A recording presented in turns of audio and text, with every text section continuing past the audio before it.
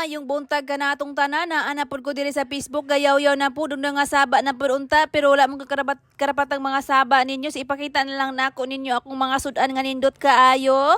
So gahapon ay birthday sa akong pumangkon, so mauto nga natapok-tapok na sad mi diri sa balay sa payag sa akong mama.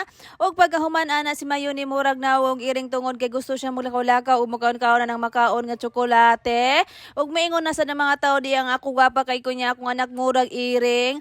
Alangan man og nusnusan ako na og renewal set aron mo gwapa o pareha sa akong kablomeng.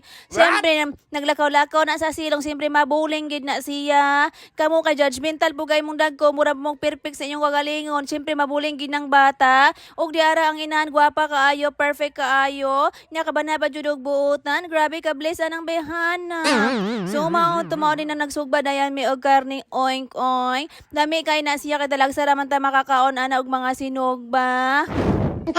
Ang among putahe di ay ani is sinugba o ganang tinulang manok nga Bisaya nga hinatag pud sa akong isa ka magulang. Basta na ay birthday kay akong magulang og akong ate kay tagaan mi nila og Bisaya nga manok.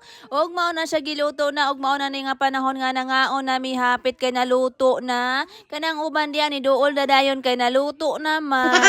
So mao to mao na akong dagway pahikot-hikot pa ko sa akong tiyan nya na ni budlot na di ay kay grabe man kahangol og kabusog na nako ana nga time.